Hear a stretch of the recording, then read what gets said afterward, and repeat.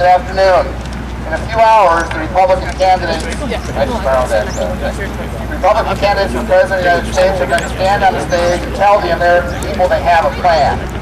They want to lower our taxes. They want to continue to fight a war that has already cost American taxpayers over $400 billion, cost over 3,800 American lives, and almost 30,000 seriously wounded. They're going to tell us they want smaller government. They're going to tell us that government doesn't work.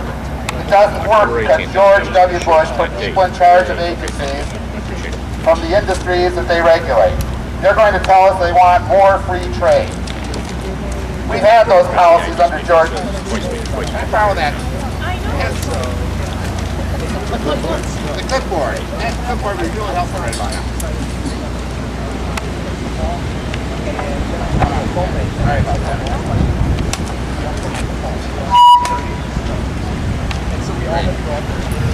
We've had those policies under George W. Bush and other Republican administrations, and now we know positively they don't work for middle-class Americans. The tax cuts for the wealthiest Americans don't trickle down to the poorest Americans. The jobs that go to Mexico and China don't produce prosperity for middle-class Americans. It produces job losses and debt for average Americans as far as the eye can see. No state in America knows that better than those of us living in Michigan.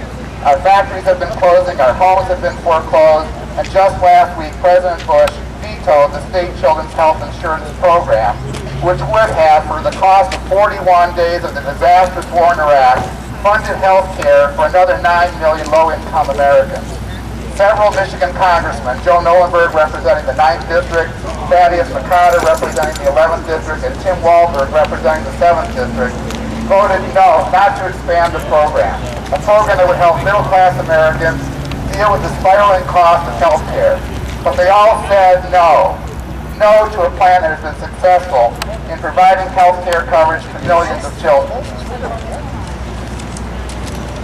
Under Republican rules, salaries have been stagnant and Americans are working harder and producing more for the same money as 5 years ago. Median household income has fallen for 5 years in a row. Our union workers who build the cars we drive and the parts that go in those cars have seen the companies they work for ask them to take pay cuts as much as 50%. The men that will stand on stage today will be asking for the votes of Michigan citizens, knowing that they do not have the interests of the middle class of Michiganians on their minds.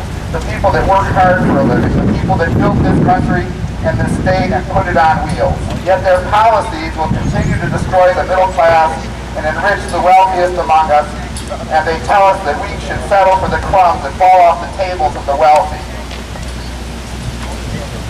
Oh, they'll tell us they want to cut our taxes.